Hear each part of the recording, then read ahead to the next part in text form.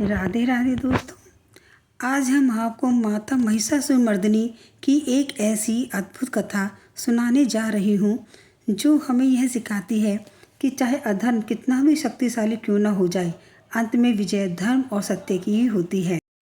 तो चलिए सुनते हैं महिषासुरमर्दिनी माता की कथा।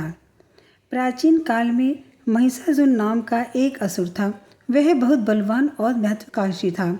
उसने वर्षों तक कठोर तपस्या करके ब्रह्मा जी को प्रसन्न किया। जब ब्रह्मा जी उसके सामने प्रकट हुए तब महिषासुर ने वरदान मांगा कि किसी देवता, दानव या पुरुष के हाथों उसकी मृत्यु ना हो। ब्रह्मा जी ने उसे यह वरदान दे दिया। वरदान मिलते ही महिषासुर का अहंकार बढ़ गया। उसने सोचना शुरू कर दिया, अब उसे कोई हरा नहीं सकता। धीरे धीरे उसने पृथ्वी, आकाश और स्वर्ग तक में अपना आतंक फैलाना शुरू कर दिया। उसने देवताओं पर आक्रमण कर दिया। देवता इंद्र और अन्य देवता उसके सामने टिक नहीं पाए। महिषासुर ने स्वर्ग पर अधिकार कर लिया और देवताओं को वहां से निकाल दिया। सभी देवता अत्यंत दुखी हुए और चिंतित होकर भगवान शिव और भगवान विष्णु के पास पहुँचे।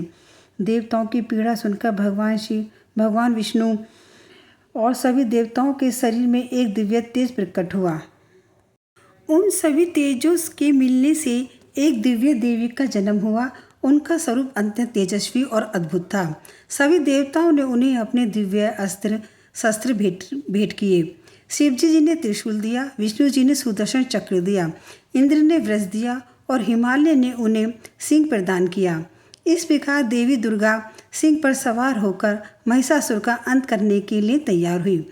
जब महिषासुर को देवी के आगमन का समाचार मिला तो वह हंसने लगा। उसे लगा कि जैसे बड़े बड़े देवता नहीं हरा पाए, उसे एक स्त्री क्या पराजित करेगी। उसने अपनी विशाल सेना को युद्ध करने के लिए भेजा, लेकिन देवी ने अपने दिव्य शस्त्रों से असुरों का संहार करना शुरू कर दिया। देखते देखते महिषासुर की विशाल सेना नष्ट हो गई। अब स्वयं महिषासुर युद्ध के लिए उतरा और वह मायावी था। कभी भैंसे के रूप धारण करता, कभी सिंह का, तो कभी हाथी का और कभी मनुष्य का।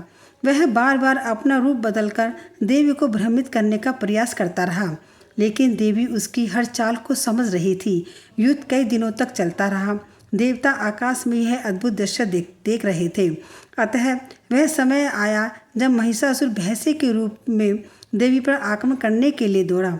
तभी देवी दुर्गा ने उसे अपने चरणों में दबा दिया। जैसे ही वह वास्तविक रूप में आने लगा, माता ने अपने त्रिशूल से उस पर प्रहार किया। महिषासुर धरती पर गिर पड़ा और उसका अंत हो गया। महिषासुर के धराशायी होते ही तीनों लोकों में आनंद की लहर दौड़ गई। देवताओं ने पुष्प वर्षा की और माता की जय जयकार से आकाश गूंज उठा। स्वर्गलोक, जो लंबे समय से असुरों के आतंक से पीड़ित था, फिर से शांत और सुखमय हो गया। तब सभी देवताओं ने माता के चरणों में प्रणाम किया और कहा, हे जगदम्बा, आपने धर्म की रक्षा की है, अधर्म का नाश किया है और समस्त संसार को भय से मुक्त किया। माता दुर्गा ने कहा, जब जब संसार में अधर्म बढ़ेगा, निर्दोषों का अत्याचार होगा और धर्म संकट में पड़ेगा, तब तब मैं किसी न किसी रूप में प्रकट होकर अपने भक्तों की रक्षा करूंगी। इतना कहकर माता अपने दिव्य लोक को प्रस्थान कर गई। तभी से उन्हें महिषासुरमर्दिनी अर्थात महिषासुर का मर्दन करने वाली कहा जाने लगा। तो दोस्तों, अहंकार, अन्याय और अधर्म चाहे कितना ही शक्तिशाली क्यों ना हो, अंत में विजय सत्य, धर्म और ईश्वर की शक्ति की ही होती है। अगर आपको मेरी यह कथा अच्छी लगी है तो मेरे वीडियो को लाइक करें, शेयर करें और मेरे चैनल को सब्सक्राइब करें। जय माता दी।